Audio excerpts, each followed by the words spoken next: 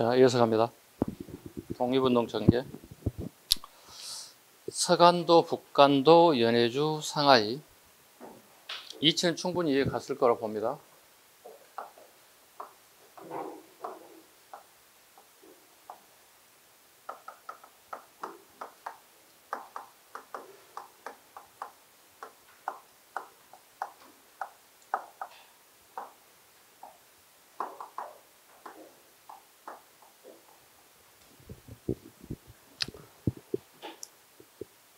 머리에 담아 있어야 될 정도는. 지정학적 이치가 어디 정도 잡아야 되겠지. 서간도, 북간도, 연해주, 상하이. 서간도 갑니다. 삼운보 지역이기도 합니다. 신민회가 주도 국외에서 독립운동의 전개 필요성이 있었다. 신민회는 무조건 잡아주셔야 된다. 신민회. 우리나라의 독립운동에도 거의 다 신민회 다 들어갔다 보시면 돼요. 여러 말로 뭐 김구선생, 안창호선생, 뭐 싸그리 다 신민회 형이라고 보시면 돼요. 신민을 중심으로 국외에서 독립운동 전개 필요성을 인식, 많은 사람들이 그쪽으로 이동하게 됐다. 그 대표적인 이혜영 6형제라고 보통 얘기합니다. 이혜영 포함한 6형제가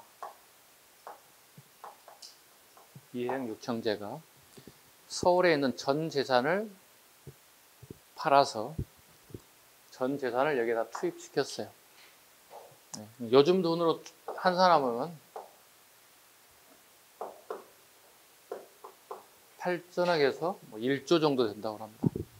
이 돈을 서간도에 후학을 양성하는데, 얘들 교육시키는 돈 전부 다 밀어넣었어요. 후학을 양성하고 그 다음에 학교를 졸업한 무관학교를 만들어서 무관학교 입학해서 장교를 양성하고, 결국 얘들이 훗날 독립운동에 뿌리를 내리게 되는 결과를 가져오게 됐다.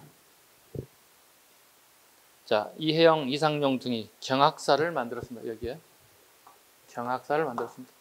아까 후학 양성한다고 그랬죠. 요겁니다. 경학사입니다. 우리 한자 사자성어에 주경야독이라는 단어 다 아시죠? 주경야독. 낮에는 밭을 가을고 저녁에는 공부한다는 뜻이잖아요. 거기 경자입니다. 밭갈 경자입니다. 우리나라가 아니잖아요. 지금 현재 간도 지역이잖아요. 간도 지역도 아침부터 그냥 총 땅땅 싸울 수는 없잖아요. 그죠?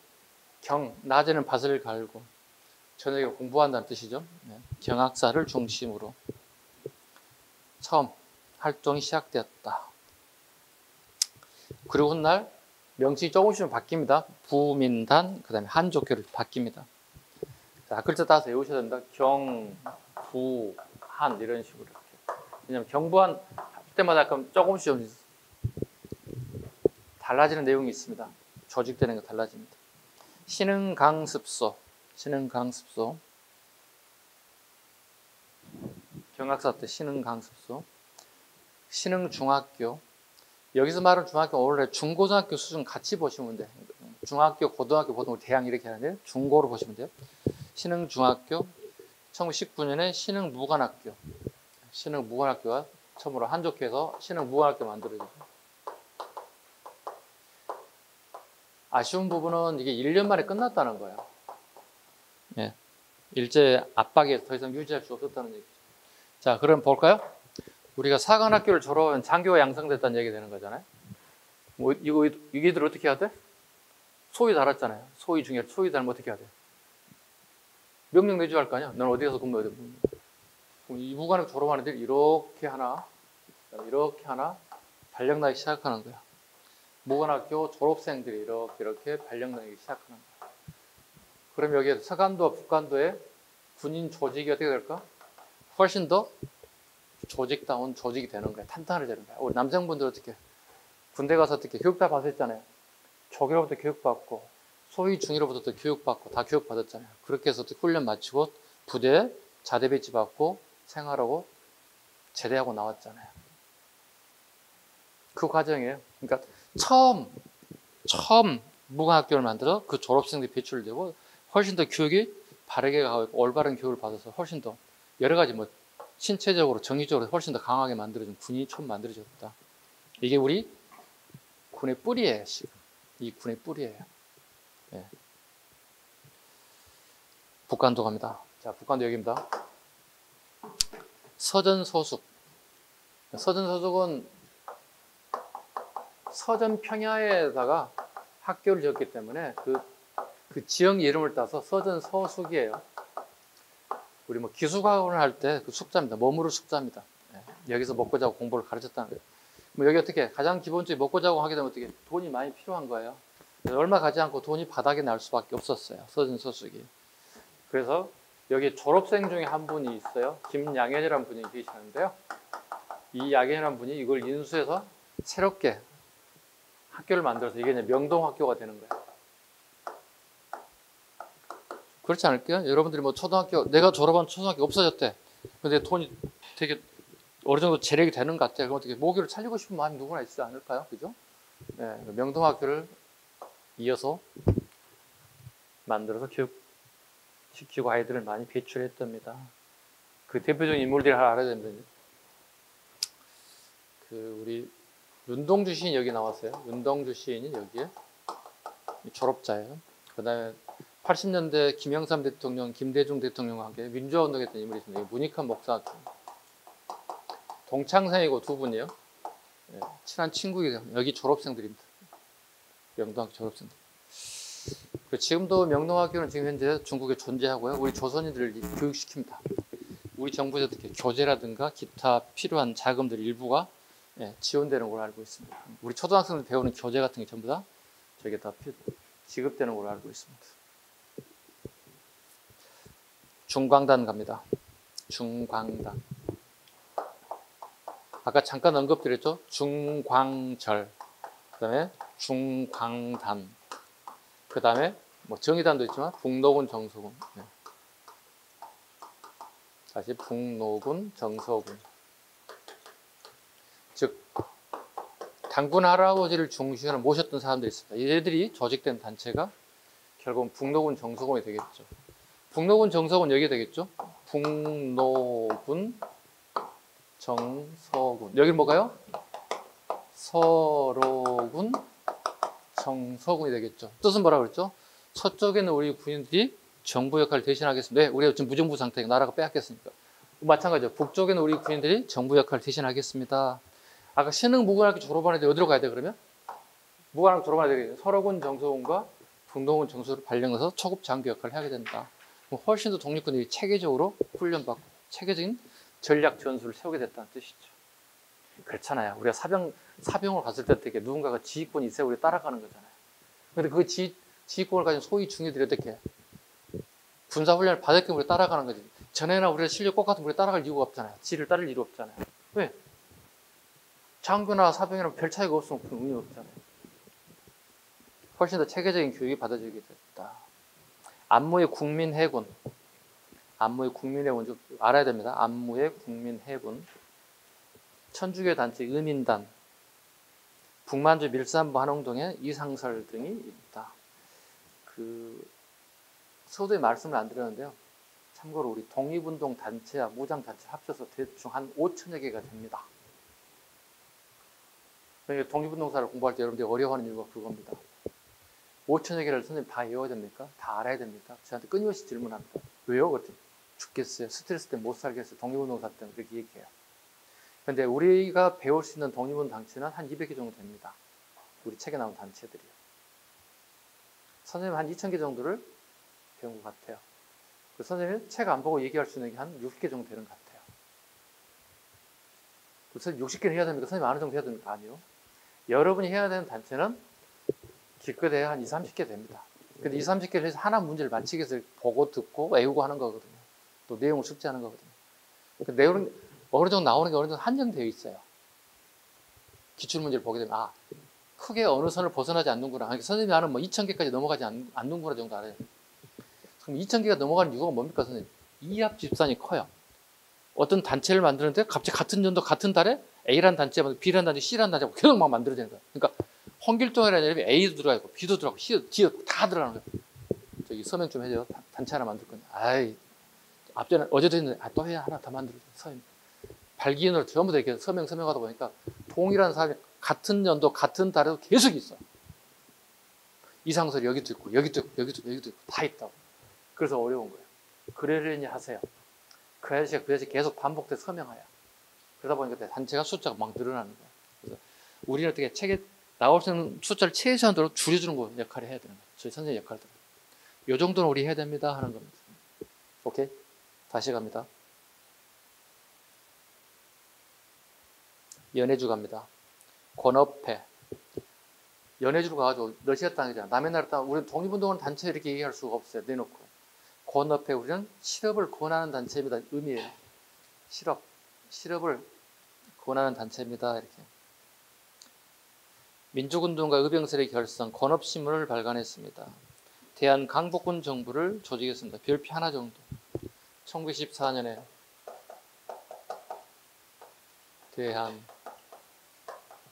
대한강복군 정부를 결성했대요. 그런데 1914년에 만들어 1914년에 이 단체가 해체돼요. 활동을 못해요. 봐. 1차 세계대전이 1914년에 만들어 1918년까지예요. 지금 이 단체는 러시아에 소속되어 있어요. 지역이 러시아에 있다고, 러시아에 위치하고 있다고. 그런데 러시아하고 일본군이 1차 세계대전에 연합국으로 참전하게 돼요. 일본 애들이 러시아에게 압박을 가합니다. 야, 니네하고 우리는 연합국이야. 근데 니네 나라에서 우리나라를 싫다고 하는 애들이 있어. 그 인정할 수 없지 않느냐. 일본 애들이 압박에 해서 러시아가 압박을 가해서 대한강복군 정부를 해체시켜버렸어요. 우리 땅에서 활동할 수 없습니다. 이렇게 해체시켰어요. 자, 1차 세계 몇 년부터 몇 년을 적어놨죠, 제가? 14년부터? 1918년까지지. 여기도 좋다? 이런 여기야, 이런, 네, 이렇게 외워줘요. 그럼 이때까지 뭐가 되는 거야? 러시아 땅에서 어떻게 해요? 무장을 통해서 독립운동을 하는 것 자체가 가능해, 불가능해? 거의 불가능하게 됐다는 뜻이에요. 그래서 꼭 기억하셔야 돼요. 대한강복군 정부는 결성은 됐지만 당연히 해체돼 버렸어. 뿐만 아니라 1차 세전 기간 내내 18년 동안은 어떻게 해요? 결성할 수 없다. 무장단체가 나타날 수 없었다는 거예요.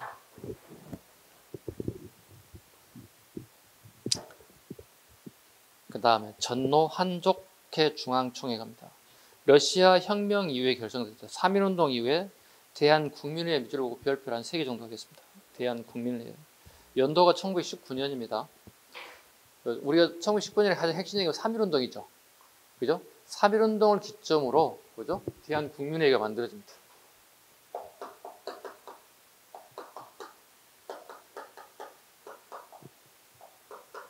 (1919년 4월이죠) 엄격히 따지면. 그죠? 3.1운동 이후에 최초의 정부가 대한국민회의예요. 국내에서는 불가능하고 국외에서 만든 게 대한국민회의가 최초입니다. 최초의 정부입니다. 최초 임시정부입니다. 최초 임시정부가 연해주에서 만드는 데 대한국민의회입니다.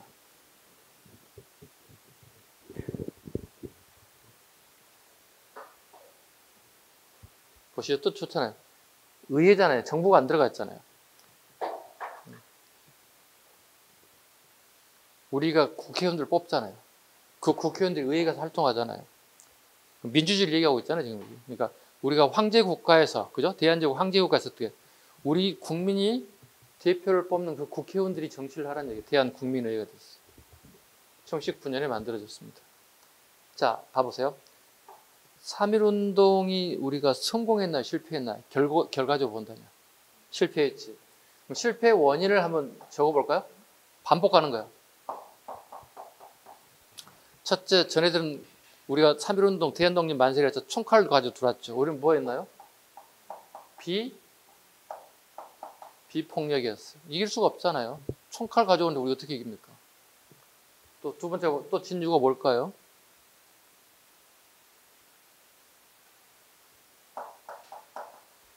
지도자가 많이 부족했어요. 그 당시에. 국내 19년에 국내 지도자가 많이 부족했어요. 왜냐하면 많은 지도자가 위쪽으로 다 가 있어요. 간도적으로 많이 가 있어요. 상당수가. 국내에 남아있는 지도가 되게 제한적이었어요. 왜냐하면 지도자들을 보통 많이 따르는 사람들이 있잖아요. 그죠?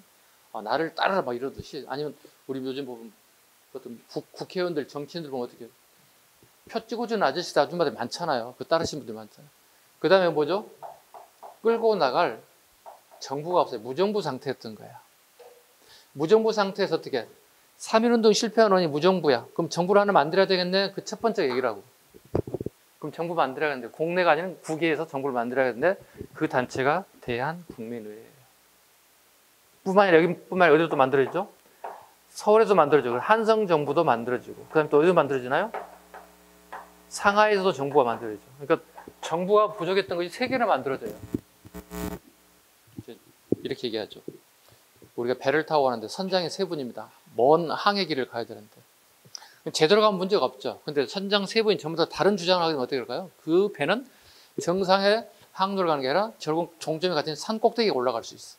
우리 속담에 사공이 많은 배가 산으로 간다는 얘기도 있어요. 그럼 어떻게 해야 돼? 정보를 세 개를 가지고 가야 돼? 하나로 만들어야 돼? 하나로 만들어야 되잖아요. 그게 상하이 임시정부로 만들어진 19년에 만들어진 거예요. 상하이 정부로 통합됐다 이렇게 되는 거예요. 그러니까 애우더라도 이렇게 흐름을 알고 외워야 된다는 얘기야. 선생님 얘기하고자 하는 얘기. 연해주하고 있습니다. 한인사회당, 하바롭스크에 한인사회당도 만들어졌고요. 상해파 고려 공산동 엄청 많은 단체가 만들어진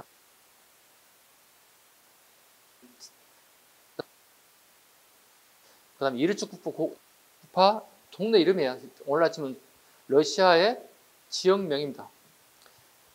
이르크 축구파, 고려 공산당. 얘들이 훗날 이제 자유참변에 참여하게 됩니다. 써놓으세요. 자유참변에 참여하는 게 이르츠 국파입니다. 고려 공산당 애들이 자유참변에 참여해서 우리 독립운동가들이 많은 희생을 따르게 됩니다. 이게 무슨 얘기냐면 훗날 우리 자유참변을 배울 텐데요. 재밌어요. 이르츠쿠파 애들이 러시아에서 태어난 고려인들이에요. 그러니까 모양새는 우리와 같아. 생김새는 같아. 근데 머리에 들어있는 것은 사회주의 사상에 들어있는 애들이야. 이게 무서운 거야. 봐봐. 우리와 북한 애들 어떻게 생김새 같지, 모양새 같지. 근데 우리는 어떻게 민주주의에 대한 교육을 받아 우리 들어가 있는 쟤네들 무서운 애들 무서운 게 뭐야? 사회주의가 들어가는 게 무서운 거야, 애들이. 이 이르츠쿠파 애들 꼭 그렇게 해석하면 돼.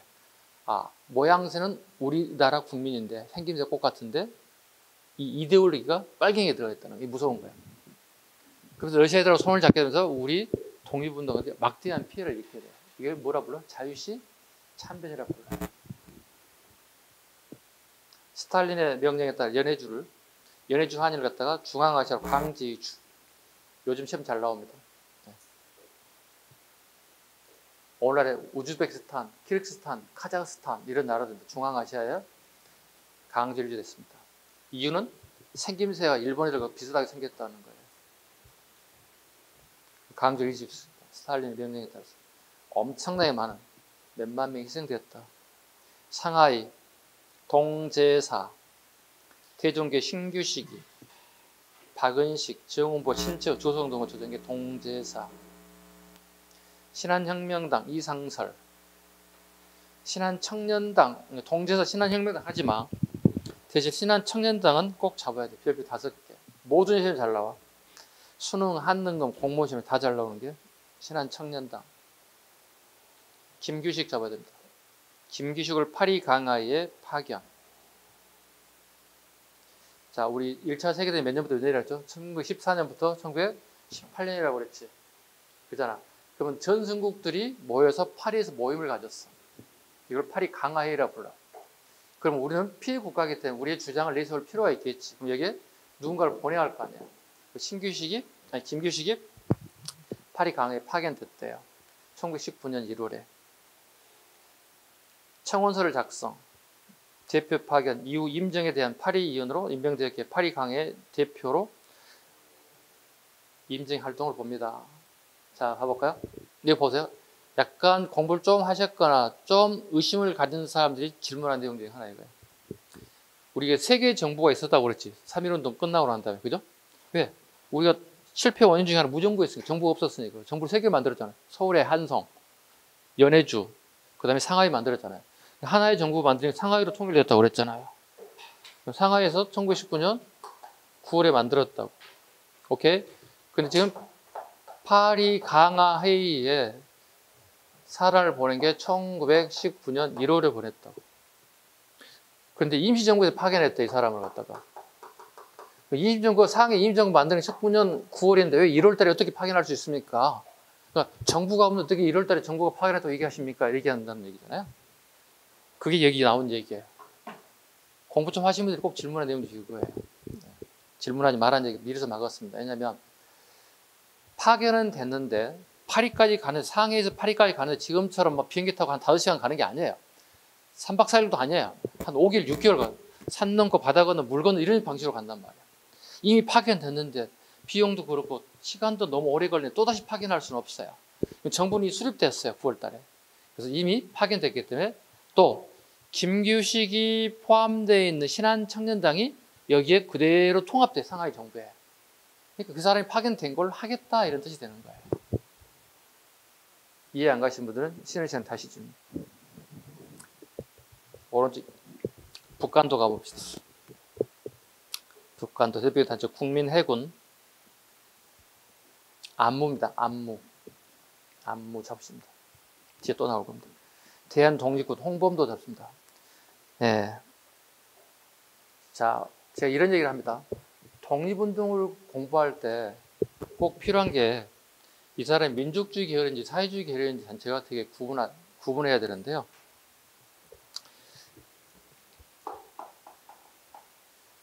대안이라는 단체가 나오면은 독립군 단체가 거의 대부분 민족주의 계열이에요.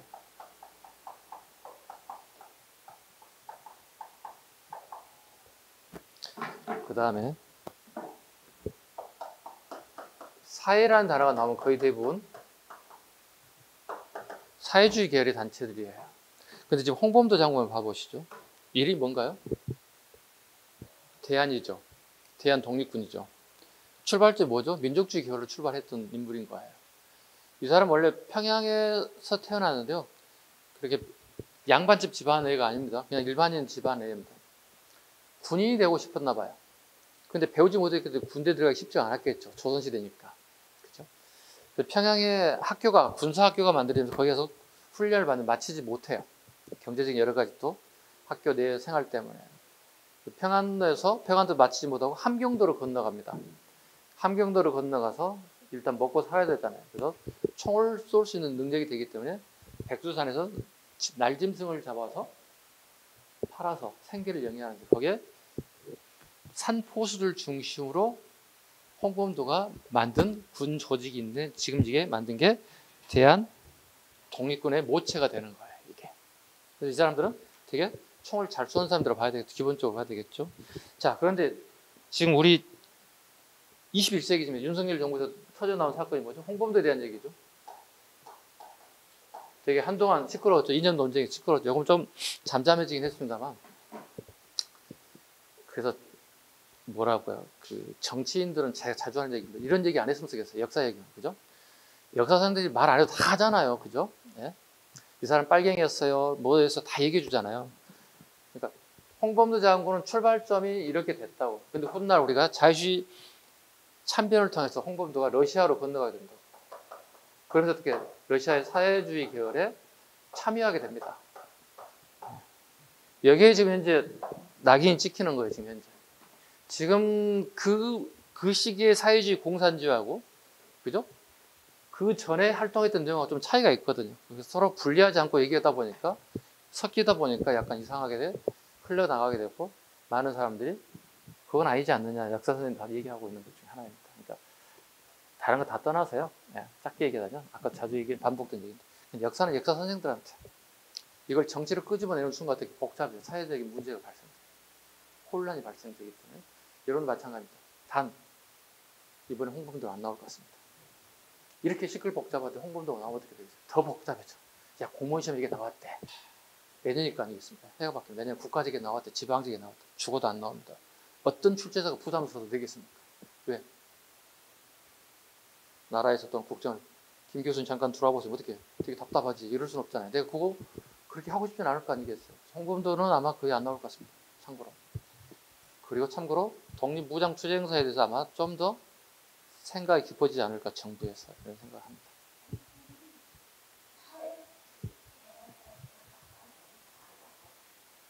조선입니다. 예. 예. 착각했네. 자, 이어서 가보겠습니다. 북록은 정서 가보겠습니다. 대종교가 중심이 됐다 정도까지 하겠습니다. 김자진 장군 중심이고요. 북록은 정서군. 군무도독부 최진동, 좀 어려운 시험이 나옵니다. 군무도독부 최진동. 대한북로독군부 안무입니다. 대한의사부 이동입니다. 페이지 넘기셔도 됩니다. 서간도 지역 가봅니다. 이치는 여러분 지정학 기출 지도가 머리에 나와 있어야 돼요. 한랭단체 서로군 정서군. 신흥무관학교 출신들이 만들어졌다고 그랬죠. 서로군 정서군 중심으로. 대한독립단 있다는 정도. 강복군 사령부 정도. 강복군 총영도 있다는 정도. 의성당 있다는 조직 정도까지만. 깊이 가지 말라는 얘기입니다. 서로군 정서군까지만 가야 돼. 서로군 정서군. 미주지역 갑니다. 우리가 1900년대 초가 되면 노동이민이 떠나게 됩니다. 우리가 너무 먹고 살 게 없어서 인천 제물포항에서 배 타고요. 하와이까지 가게 되는 사건입니다. 하와이 1903년, 멕시코 1905년 이민자들이 노동 이민을 해서 하루에 노동 16시간, 17시간 한답니다. 하루 이런 식 벌기 위해서 이게 엄청난 고통의 시간이 이어지고 있습니다. 자, 젊은 친구들이 갔는데요. 이제 결혼할 정년기가 되든 결혼해야 되는데요. 멕시코나 그 다음에 하와이인들하고 살 수는 없잖아요. 말도 안 통하는데. 또 정서도 안 맞는데. 그래서 우리나라에서 사진을 하나씩 보내면 마음에 드는 사진을 보고 서로 찍어서 결혼한 사건. 일명 이걸 사진 결혼이라고 불러요. 한국인 부녀자와 하와이인이 성사되었다. 그게 이제 하와이 1세대가 됩니다. 미국에 이주한 1세대가 되겠죠. 지금은 4세대, 5세대까지 넘어왔다고 봐야 되겠죠. 그때 1세대들이, 그죠? 교포들이요. 하와이에서 미국 본토로 또 이주하게 됩니다. 한인 동포사를 형성하며 각종 단체를 결성. 그다음에 애니깽, 이거 한능검 기출입니다. 살짝 적으면 한능검 기출. 선인장을 이렇게 불렀어요. 선인장 농장, 잎 모양이 용의 혀를 닮았다고 해서 용설란이라고도 합니다. 하와이 노동력이 부족하여 선교사 호로스 알렌의 부탁으로 고종을 설득. 1903년 처음 102명, 1900년 103명을 멕시코로 이주. 대한국민의 하와이 교민 일부가 샌프란시스코로 건너왔습니다. 이때 조직한 단체가 대한인 국민회입니다. 원래 출발점은 국민회로 출발했다가 세력이 더 커져서 대한인 국민회로 확대 개편됩니다. 안창호 위주로 있습니다. 안창호. 주로 대한인 국민회는 젊은 친구들이 주로 모였다 해서 영보이스라고 합니다. 영보이스들이 모입니다. 대한인 국민회는 주로 젊은 학생들이 젊은 친구들이 왔다. 오른쪽에 흥사단 갑니다. 흥사단. 안창호가 미국 유학생 중심으로 조직, 실력 비양을 했다. 우리가 1911년에 신민회를 끌고 가던 안창호가 신민회가 해체되죠. 그 신민회가 국내 활동이 할 수 없는 상황에 봉착되자 미국으로 건너가서 만든 게 흥사단이라고 보시면 되겠습니다. 기타 1차 세계대전이 끝나고 파리 강해회담의 파견, 약소국 동맹회들이 만들어지고요. 이때 박용만 체크해 볼 거 제일 밑에 박용만이 대조선 국민군단을 조직. 미국 얘기 좀 할까요? 샌프란시스코 한번 얘기할까요?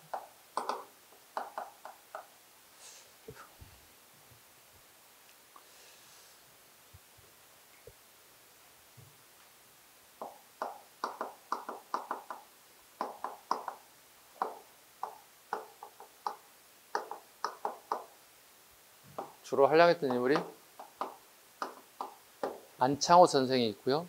그 다음에 하와이에 갔었던 대표적인 인물이 박용만이라는 사람이 있어요. 그러니까 안창호, 박용만 등등등등이 이렇게 조직을 했어요. 출발할 때 국민회로 출발했다는 거예요. 세력이 커지는데 큰 역할을 했는데 이때는 이승만이 참여하게 돼요. 이승만이 참여하게 되면서 대한인 국민회로 좀 더 활동 영역이 커졌어요. 이렇게. 그런데 문제는 이 세 사람 간에 라이벌 의식이 있어서 이 대한민 국민의 패권을 가지고 싸우게 돼요. 서로 생각이 다르기 때문에 싸웠겠죠. 누구 생각이 옳다 그러다를 떠나서 박용만과 특히 이승만이 맞지 않아요. 박용만이 하와이로 떠나게 돼요. 박용만이. 박용만이 하와이에서 조직을 하나 이렇게 만들었어요. 다시 이승만이 샌프란시스코 살려가길 미미해지죠. 다시 하와이로 또 건너오게 돼요. 그리고 이승만이 또 이 조직에 또 참여하게 되면서 이 조직은 1등분, 2등분 이렇게 1등분, 2등분 두 개로 쪼개지게 됩니다. 그때 세운 학교가 숙무학교입니다. 볼까요? 박용만이 하와이에 대조선 국민군단을 조직하여, 자, 대조선 국민군단이 몇 줄 긋고요. 색깔 좀 칠해주면 좋겠습니다. 요즘 너무 잘 나왔어요. 군단이기 때문에 군인 조직적으로 생각하면 안 돼. 독립군이 아니라 독립군을 양성하는 무관학교라고 적어놓으세요. 대조선 국민군단은 무관학교입니다. 요즘 사관학교입니다. 군 조직이 아닙니다. 됐죠? 자, 이걸 계기로 이승만과 박용만이 사이가 벌어지게 되었다. 그래서 오늘날에도 하와이는 이승만을 지지하는 조직과 박용만을 지지하는 조직이 아직도 이등분 되어 있다고 얘기를 들었습니다. 그 다음에 이근영 등이 멕시코에서 세운 학교 숙무학교입니다. 무를 숭상한 학교죠. 그러니까 무관을 양성하겠다는 얘기죠. 대단하지 않습니까? 우리 민족들? 그러니까 교민이 모이면 일단 학교를 만들어. 대단해요.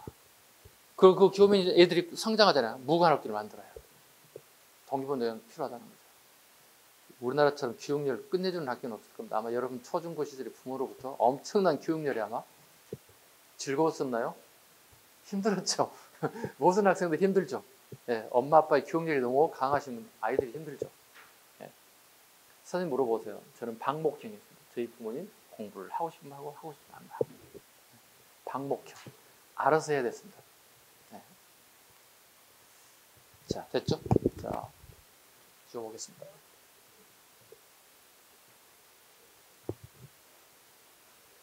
233페이지 무장투쟁부터 갈게요. 지금 하는 것은 그냥 웜업이에요. 웜업. 그죠? 지금 했던 웜업이에요.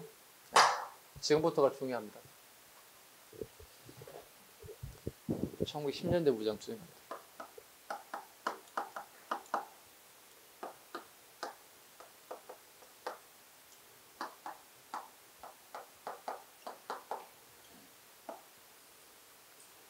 크게 3개로 나옵니다.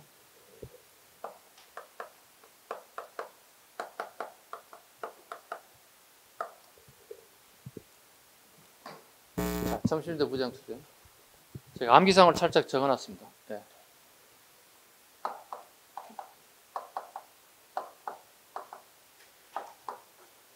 이거만 나오면 참 좋겠는데. 네. 20년대 초반, 10년대 무장투쟁만 나오면 참 좋겠는데. 응? 쏘리. 정신이 없네.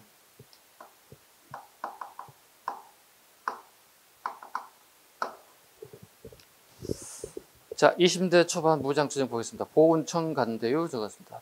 첫 번째 봉오동 전투입니다. 이렇게 가겠습니다.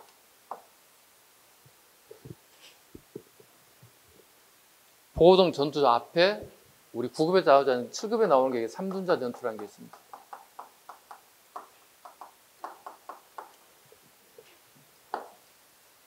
지도를 이렇게 살짝 그려볼게요.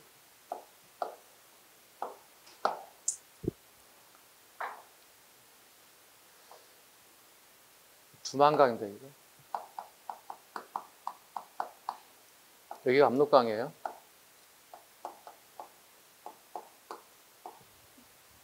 압록강, 두만강 이제는 다 아시겠죠? 기본적인 거니까. 자, 우리 보시면 삼둔자라는 것이 있죠. 삼둔자가 여기입니다. 두만강 건너 여기가 삼둔자입니다.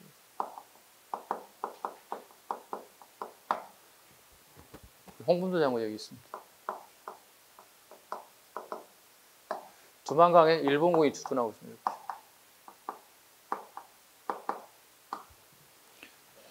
삼둔자 홍범도 장군이 나를 잡아서 두만강에는 일본군이 주둔하고 있는 이 지역에다가 야함을 틈타서 와서 사격을 엄청나게 퍼붓고 팍 튀게 됐습니다. 이렇게. 이해가셨나요? 그럼 얘들이 분명히 추격 때가 올 거거든요. 그럼 삼둔자라고 하는 약간 언덕진 이렇게 산이 있는 곳에서 여기 주둔하게 되어 있어요. 위에 이들 올 거 아니야. 이제 3분자에서 높은 고지를 점령하고 있던 홍범도 관련 장군들이 사격을 해서 승리를 하게 돼요. 기록상의 최초의 승전 전투는 봉오동 전투인데요. 실상은 3년 전투가 훨씬 더 빨라요. 근데 우리 구급 시험에 나오지는 않을 겁니다. 왜냐하면 이걸 설명하는 이유는 뭐냐면 봉오동 전투를 승리하는데 원인 제공하는 게 3년 전투예요. 3년 전투가 깨지고 난 다음에 얘들이 일본이 훨씬 더 열받겠지. 유능모 새끼들 일개 소대를 갔더니 안 되겠네. 뭐 대대 연대병력으로 커지는 거야. 그래서 얘들이 분명히 공격이 올 것이다. 훨씬 더 높은 지역으로 이동시켜. 이게 일명 봉오동 전투예요. 뭐 영화로 보신 분들 계시죠? 극장에 가서 보신 분들 계시고, 뭐 드라마, TV에서 보신 분들 계실 텐데요. 봉오동을 통해서 엄청난 군 병력을 증강시켜야 그 233페이지 하단부 보세요. 홍범도가 이끈 대한독립군, 안무의 국민해군, 최진동이 군무도독부 세 가지 밑줄 그어야 돼요. 너무 잘 나오는 부대들이에요. 얘들이 봉오동으로 이동해서 대기하고 있어요. 그 일본 애들 듣게 1943 병력의 월강 추격대가 두만강을 넘어서 오게 됩니다. 일본군이 월강 추격대. 월은 넘는 뜻이고 강은 두만강을 얘기해요. 두만강 건너 추격대가 만들어져서 봉오동 전투에 참여하게 되는 홍범도가 높은 고지 산골짜기로 유도하죠. 그리고 거기서 집중 포화를 퍼부어서 승리하게 됩니다. 이게 대표적인 봉오동 전투입니다. 자, 됐죠? 다음 페이지 훈춘 사건입니다. 중국이 일본의 만주 진입을 거부하자 일본은 출병구실로 만들기 위해서 훈춘 사건을 조작. 일본군 대부대를 출동시키게 이를 파악한 독립군은 한인의 피해를 줄이기 위해서 부대를 이동하였습니다. 설명할까요? 우리가 만주를 넘어가게 되면 일본 애들은 어떻게요? 전쟁을 선포하는 꼴이 되거든요. 남의 국경선을 넘을 수가 없잖아요. 우리가 휴전선 넘어가지 못하듯이 똑같은 논리로. 근데 일본 애들이 훈춘에는 일본 공사관이 있습니다. 일본 공사관이 있는데 그 밑에 잠깐 내가 언급해놨죠. 그 마적단을 매수해서 일본 공사관을 습격해서 자국민을 죽이라고 얘기하게 됩니다. 돈 주고 매수하는 거죠. 그 명분을 세우는 거예요. 출정 명분을 세울 목적으로 자기 공사관에 일본인들을 보호한다는 미명하에 훈춘 사건을 일으켰어요. 그러니까 다르게 표현하면 목적을 달성하기 위해서 수단 방법을 가리지 않는 일본인들의 만행을 보일 수 있는 것들이에요. 자국의 공사관의 직원들을 갖다가 상대 제3의 인물을 통해서 공격하고 죽이게 만들고 그걸 우리가 우리 공사관의 직원들을 보호하겠다는 명목으로 쳐들어가게 되는 이게 일명 훈춘 사건이라고 해요. 잔인하지 않습니까? 네, 자국민 희생해서라도 목적을 이루려고 하는 거죠. 훈춘 사건을 해서 일본인들이 희생됐어요. 이게 일종의 쇼한 거죠. 그리고 간도로 넘어가게 되는 거예요. 이 명분을 삼아서. 그게 이제 청산리 전투로 이어졌죠. 청산리 전투가 갑니다. 김자진 장군이 나옵니다. 김자진 장군 끌고 다니는 게 북로군 정서군, 홍범도가 끌고 가는 대한독립군, 안무의 국민해군 등 독립연합부대, 일본의 토벌에 대응하고 역량을 보존하게 백두산 일대로 이동. 1920년 10월 20일, 딱 요즘 시기죠. 비슷하죠. 이 시기에 전투를 시작 6일 동안 청산리에서 10회에 걸쳤어요. 봐볼까요? 이렇게 그 청산리 전투가 대표적인 전투일 뿐이지 청산리만 승리한 게 아니에요. 이렇게 돼 있어요. 이렇게.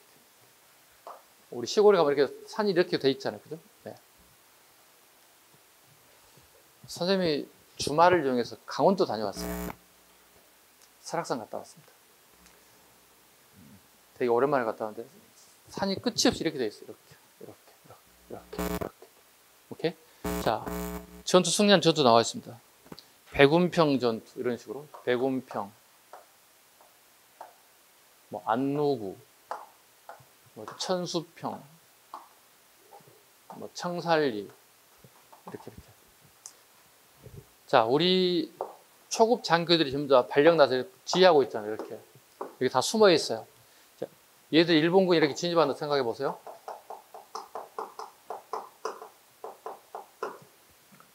여기서 사격하면 어떻게? 뒤로 빠지겠지.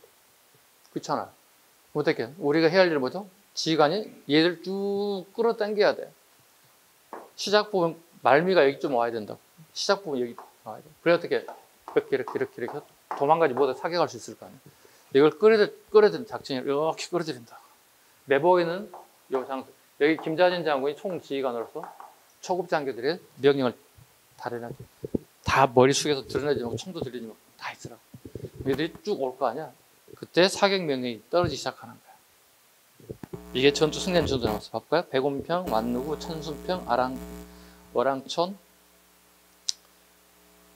맹개골, 그 다음에 만기구, 시구, 천보산, 고동화 전투 중에서 이 전투를 애우지는 않으셔도 됩니다.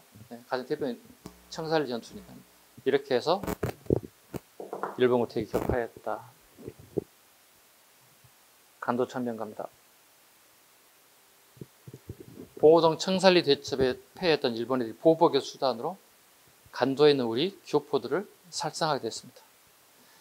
자, 20년 10월부터 3개월간 한일 마을 방화, 1만 명 사망, 2,500호의 민가와 20여 개 학교가 불탔습니다. 다수의 무장 단원들은 러시아로 이동을 준비하였습니다. 이거 보복이죠. 그죠? 이 전투에 대한 보복을 통해서 여기에 있는 간도 지역에 우리 교민들을 갖다 불태우고 학살하고 엄청난 희생을 따랐습니다. 이걸 간도 참변이라고 합니다. 더 이상 우리는 간도에서 생활하기 어려워졌겠죠. 독립군들이요. 그죠? 살아있는 우리 민간인들이야 조선인들이 살아야 되겠지만 군인들이 더 이상 살 수가 없는 거예요. 그 얘들이 떠나기 시작, 이렇게 떠난다고 이렇게 떠나기 시작. 그때 만든 게 대한 독립군단이에요.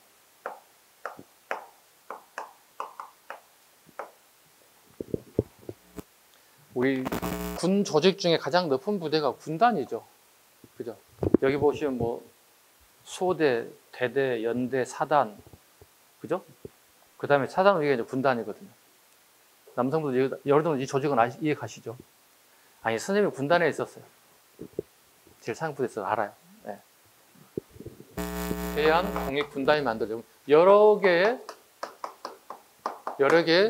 부대들이 하나로 뭉쳐서, 그럼 어떻게? 가장 중요한 지휘계통이에요. 누가 캡틴인지, 누가 중간 보수인지를 알아야 될 거 아니야? 그죠?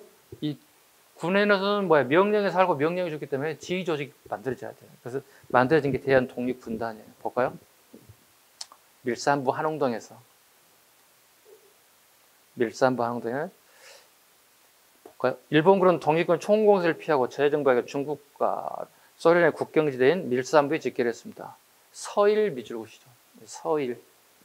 네, 서일이 대한독립군의 수장입니다. 또 대종교인이기도 합니다.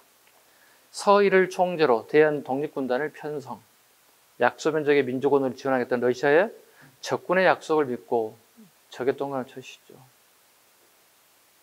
왜냐하면 적군과 백군이 있잖아요. 러시아에.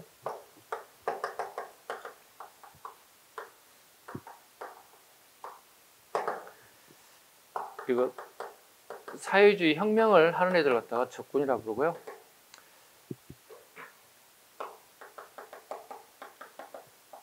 러시아 항실 부대들이 백군이에요. 이렇게 두 개가 있어요. 러시아도 지금 혁명이 이루어지고 있고, 그 다음에 황실은 그들 유지하고 싶어하고 되게 복잡한 시기가 얽히고 설켜 있어요.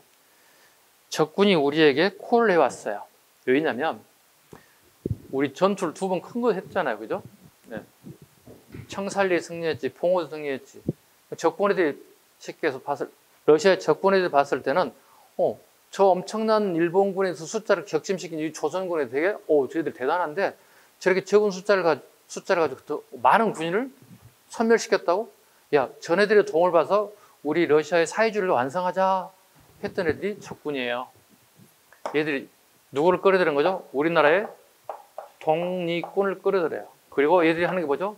러시아의 사회주의 국가를 완성하는데 도움이 되겠다 해서 만드는 거예요. 얘들이 요구했어요. 일본에 쫓긴다는 사실을 알아요. 우리에게 가장 필요한 게 뭘까요?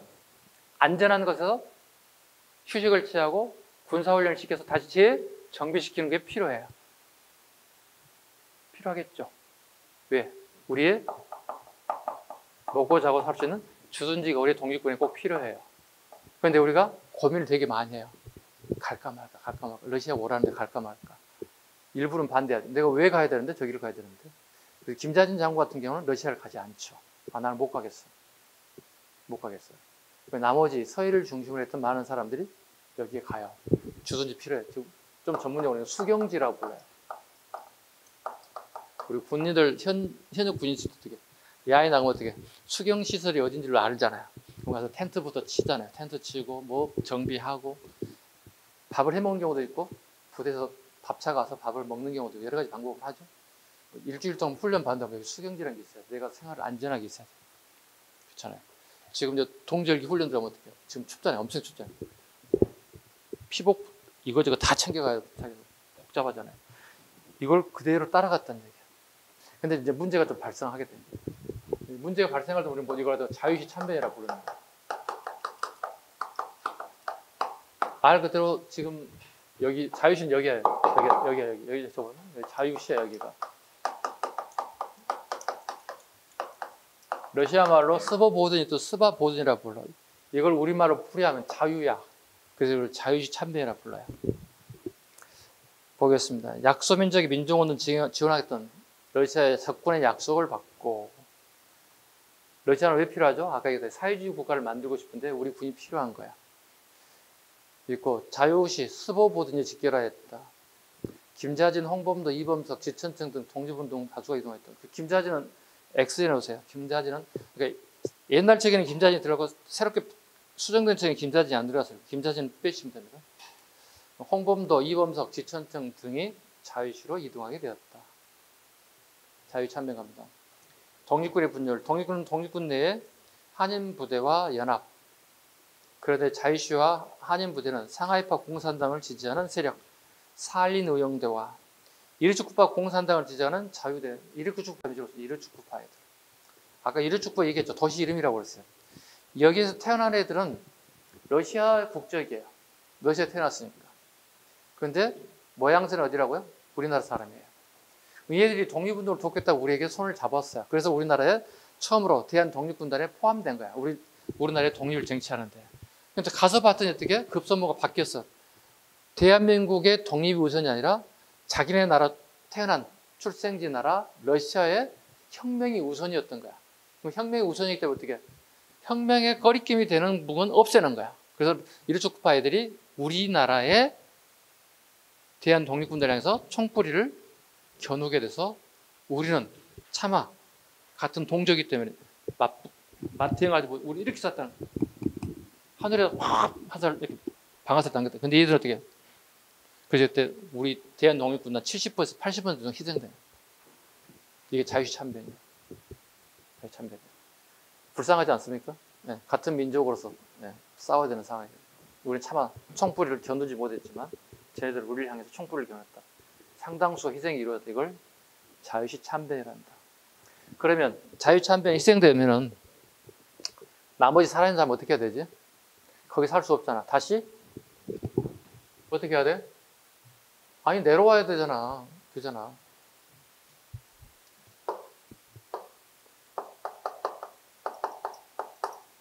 박살났잖아. 그럼 어떻게 해? 다시 와야 된다는 얘기야.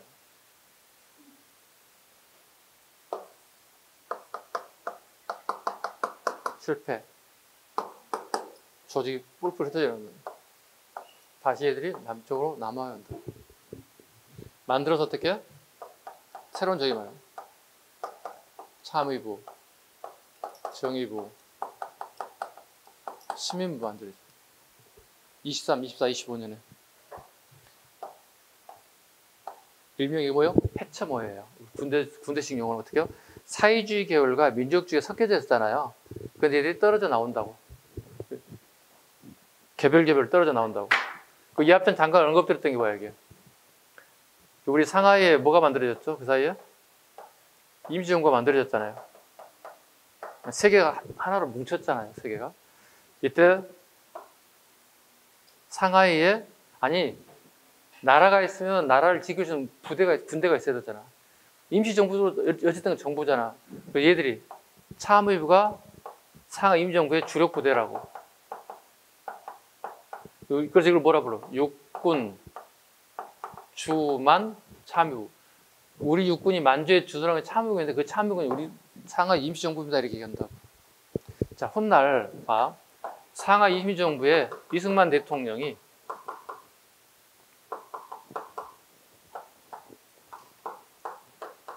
탄핵을 당하잖아요. 우리가. 그죠? 그러면 정의부하고 신민부하고 얘들은 찬성표를 던진단 말이에요. 근데 얘들은 찬성표를 던질 수가 없지. 왜? 자기 정부군, 자기 정부를 부정할 수는 없으니까. 갑자기 어려워졌어? 멍 때렸어? 멍 때리고 있어? 이해갑니까? 멍 때리고 있는 것 같은데. 이해가요? 고개 끄덕여 줘봐. 육군 주한 참모유가 어디 있어? 상하이를 지는 주력 부대라고. 자, 자유 참변 이후 얘들이 해쳐모여야 한다고. 다시 내려와야 되잖아. 더 이상 올라갈 수 없잖아. 꼭대기인데. 러시아들하고 살 수 없잖아. 그래서 다시 내려와서 해쳐모여서 참의부, 신민부를 쪼개져 됐다고 해요. 얘 김자진 장군 여기라고. 김자진 장군 자유 참변을 가지 않았다고 그랬잖아. 얘들이 내려와서 기다리고 있다고. 그런데 김자진 장군 민족주의 계열이다 보니까 신민부를 맡고 난 다음에 얼마 되지 않아서 사회주의 계열로부터 총을 맞고 사망하게 돼요. 김자진 장군이. 1년도 안 된 시기에. 그 이 소식 훗날 어떻게 될까요? 그 아들 김두한에게 연락이 되죠. 이때 20대 김두한이 어떻게 해요? 아버지가 김자진인 사실을 알게 되었고 김자진이 사회주의 계열들에게 총을 맞아서 사라졌던 사실을 알게 되고 죽었던 사실을 알고 훗날 김두한이 어떻게 해요? 일명 사회주의 빨갱이를 잡는데 혈안이 되죠. 우리 아버지를 복수하는 방법 취하기 시작하죠. 이게 이제 드라마, 영화 막 장군의 아들 같은데 막 나오는 소재적인 이유. 갑자기 김두한이 확가닥 가는 이유.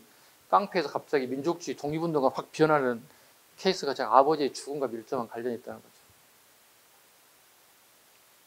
그렇죠. 그리고 훗날 어떻게 최초 이승만 정부가 되면서 김두한이 국회의원에 당선돼서 국회에 나가게 되죠. 처음으로 요즘 말처럼 조폭이 정치를 하게 된 케이스가 되겠죠. 이해가셨습니까? 다시 235쪽 가보겠습니다. 참의부 정신민부가 됐죠? 이렇게 다음 페이지 넘겨주세요. 236페이지. 미스야 협정 갑니다. 미스야 협정. 배경. 만주 항일 독립군 활동은 일본의 간도 정책과 조선 통치에 지장을 두었습니다. 일본 애들이 관도를, 자, 보세요. 이 지역이 어떻게 보면 간도 지역이잖아요. 그죠? 여기가 일본으로 한번 잡아볼까요? 그리고 여기 한번 2번 이렇게 잡아볼까요? 일본 애들이 왔다 쳐봐. 이렇게 한반도를 점령하게 됐고, 그 다음 순번이 간도 지역이었던 거예요. 간도에서 우리가 되게 크게 저항을 하잖아요. 그죠? 그 다음이 이제 이번 본토로 오겠다는 거예요. 그러니까 일본 애들이 계획이 되게 철두철미한 게 한반도를 발판으로 삼고 간도, 중국 본토 이런 식으로 오겠다는 뜻이에요. 자, 25년 갑니다. 미스야 협정 가보겠습니다. 우리가 정보력 3개가 만들어졌잖아요. 미스야 협정을 통해서 뭘 하는지 보겠습니다. 항일 독립군 활동은 일본의 간도 정책과 조선 통치에 지장을 주었습니다. 훗날 국공합작의 배경이 됐습니다. 국민당하고 공산당의 줄임말입니다. 적어놓으세요. 국민당하고 공산당입니다. 국민당과 공산당의 줄임말 국공합작으로 군보를 제압합니다. 훗날 뭐냐면 중국이라고 하는 나라 청나라가 멸망을 합니다. 멸망 단계가 갑니다. 청나라가 멸망하게 되면서 청나라를 반대하는 한족 계열 사람들과 청에 반대하는 세력들이 상당수의 많은 군 조직을 만들어요. 그러니까 나라가 아니에요. 나라의 군인이 아닌 거야. 내 세력을 만드는 거야. 모든 사람들이. 이름께나 있는 사람 전부 다 군을 조직하고 그걸 만들어요. 이걸 우리는 줄여서 군벌이라 불러요. 군벌은 어느 나라의 군대도 아니에요.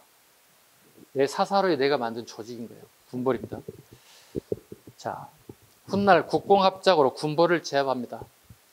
그 대표적인 인물 공산당의 마오쩌둥, 국민당의 장제스입니다. 국민당의 장제스입니다.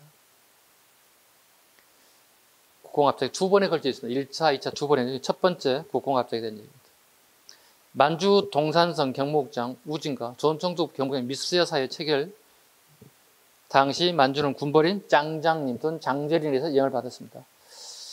이게 뭐냐면 미스야 협정이란 미스야라는 사람하고 장장님이라는 사람이 간도 지역에 한반도 조선이 있다면 생포에 오거나 생포하지 못하면 사살해서 그 시신을 가져오거나 오케이? 이랬을 경우에 포상금을 주겠다는 일종의 지명수배를 걸어놨어요. 영어로 치면 원티드가 되겠지. 조선이 어딘지 신고하거나 도저히 잡을 수 있는 능력이 안 된다 때 죽여서라도 가져오라는 얘기죠. 일종의 현상금을 거는 방식으로 조선을 탄압하는 정책을 이걸 잔인한 방법을 썼다는 겁니다. 이게 이제 일명 미스야 협정이라고 합니다.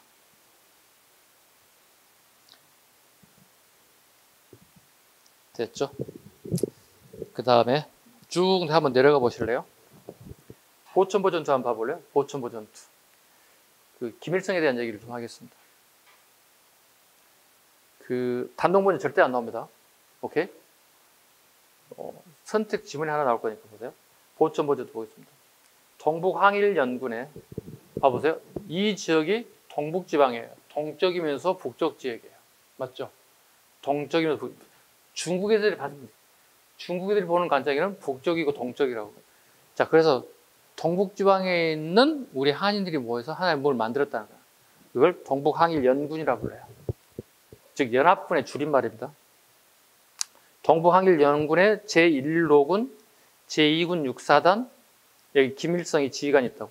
국내 진공작전을 벌이기도 했습니다.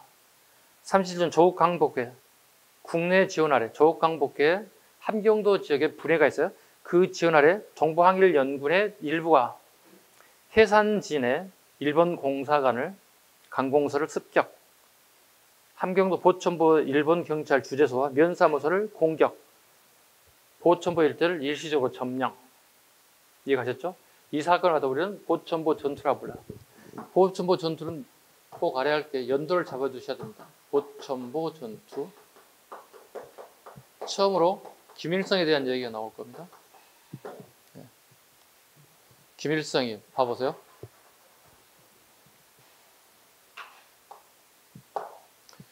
길을 안내 잡아서 여기 왔다는 얘기야. 여기 국내에 있는 조국 강복회의 후원을 받았어요. 이때 이 조국 강복회의 나이드가 아마 한 50대, 40대 후반 정도 되신 분들이 주축입니다. 이네들이 김일성의 길을 안내를 받았다는 얘기예요. 가이드가 됐다는 얘기죠. 가이드가 돼서 여기에 보천보 지역에 와서 일본인 관공서와 일본인들 갖다가 사살했어요. 그런데 지금 현재 북쪽과 남쪽의 역사는 약간 좀 다르게 표기되고 있습니다. 우리는 한 3명 정도 죽었어요. 남쪽 우리 역사 그렇게 한 3명 정도 죽고요. 그 다음에 경찰서랑 주재소가 일부가 파괴됐어요. 우리 기록이에요. 우리는 약간 좀 축소시키는 경향이 있고 북한 애들은 엄청나게 뻥튀기를 좀 많이 했어요. 네, 뻥튀기를 많이 했어요. 전투하는 도중에 실탄이 떨어지자 도토리를 내서 타격을, 술탄이 떨어지자 솔방울을 때려서 술탄을 던졌대요. 그게 전애들 영화에 막 그렇게 표현을 해요. 선생님이 본 건 아니고 들었던 얘기입니다. 약간 좀 뻥튀기가 있지 않습니까? 아니 실탄이 떨어지면 이걸 쌀 수 있어요? 나무 열매로?